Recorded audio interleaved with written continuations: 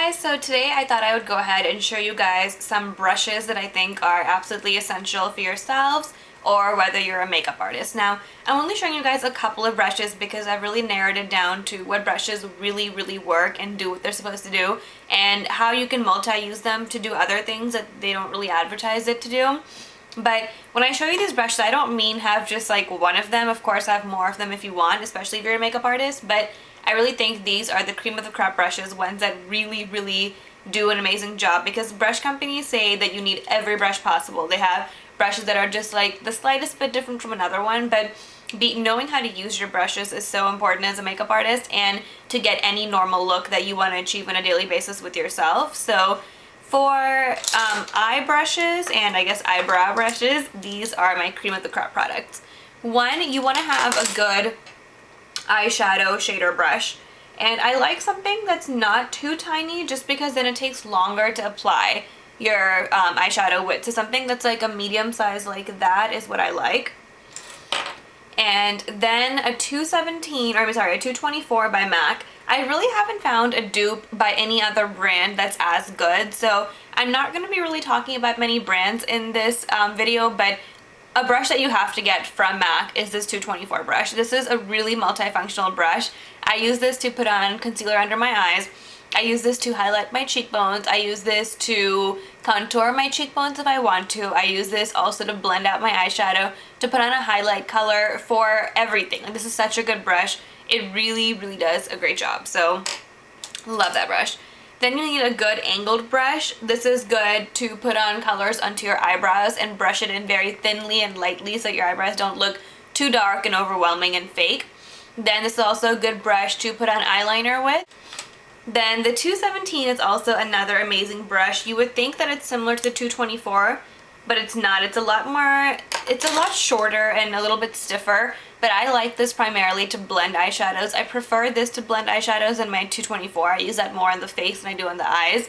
This brush is also great to contour down the nose, to put on concealer. Just, again, it's like the 224, but both of these I think are absolutely essential in your makeup kit. Then I love spoolies. This is such a random thing, and I guess you wouldn't even really call it a brush, but I think eyebrows frame your face. They really stand out, and to have good eyebrows means that everything else on your face will look good, in my opinion. And if you're doing this amazing eyeshadow look, you want your eyebrows to help by framing your face and, looking good. So always brush your eyebrows with this. Even if you're not going to put anything onto your eyebrows, you'll notice as time goes on throughout the day that your eyebrow hairs are going to start pointing downwards because of your hair, because of wind, whatever, dust settling on it. And so just by brushing it into the correct direction, it'll help stay and look, really nice throughout the day.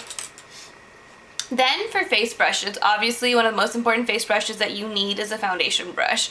And I have two options that I really love, and neither of the options are things that you guys are going to think of, just because most people think that a synthetic, like flatter type of foundation brush is best, but I don't like that because that picks up way too much makeup in my opinion, and it just puts on too much on your face to look very unnatural. So my first foundation brush favorite is the 130 by MAC.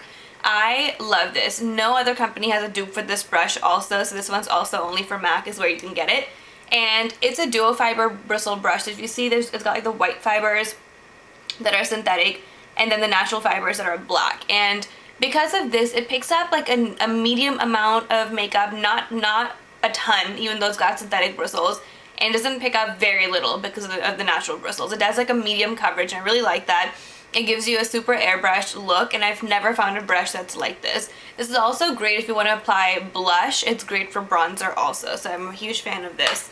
Another brush that's great for your foundation is the Sigma Angle Top Kabuki. This is the F84, and it's in their Sigma FX collection, and I just started to use this maybe 2 weeks ago, and I'm a huge fan of this. Like, it is a synthetic bristle brush, but it's very thick. It's not like those normal, thinner, flatter synthetic brushes. The bristles on this are a lot softer, but it really pushes the makeup into your skin so that it's not just sitting atop your skin, but it's actually going into the pores to help it look more natural. This also will help deliver a very nice airbrush look, so I'm a huge fan of this. The Sigma brushes in general are amazing, and their FX collection is, nothing less. It's amazing also. Then you obviously want a big powder brush.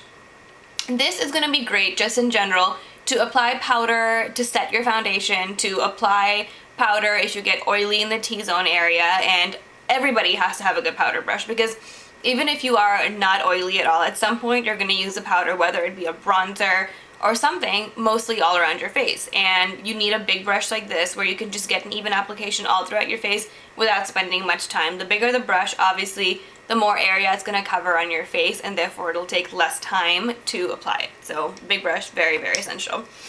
Then for blush and bronzer, these are my two choices. They're both synthetic and natural, so they're duo fiber. They're both very similar. The only difference is that this one is flat topped. You can see. This one is not. I like both of these. What I usually do is I use this one for bronzer along my hairline, cheekbones, that kind of thing, because being that the bristles are not that densely packed together, it doesn't give me an overwhelming amount of product. And then this one I like also for blush because sometimes you buy a blush and you think that it's going to look amazing, and then you use a thicker brush like this to put it on and you look like a clown because you put on too much product. By picking up even the most like bright of colors, or a color that you think is not going to suit you, and applying it with a brush that is like this, that doesn't have very many bristles, is going to give you a much lighter finish of that color. So that's a great way to make colors that you think that are not wearable at all extremely wearable for you, because it's going to mute down the color. It's going to give you the option of adding more as you go. So it's always easier to add more as you go than to subtract once you're already there. Like, that just doesn't work. So that's why I like brushes like this a lot. And stippling brushes in general make up a big part of my makeup kit, because except for eyes, because you have to be kind of more controlled with that. But for your face, I think it's just a better idea to go with something, I almost hit myself, to go with something like this, just because you'll get a more controlled application that you're not going to regret later on. These are my absolute must-have brushes. You don't have to get them from the brand that I stated. Obviously, I let you guys know which of these brushes are not available in a different brand, but that's what I think, and I hope this was helpful for you guys. If you have any questions about brushes, let me know and I will be sure to get back to you. Bye.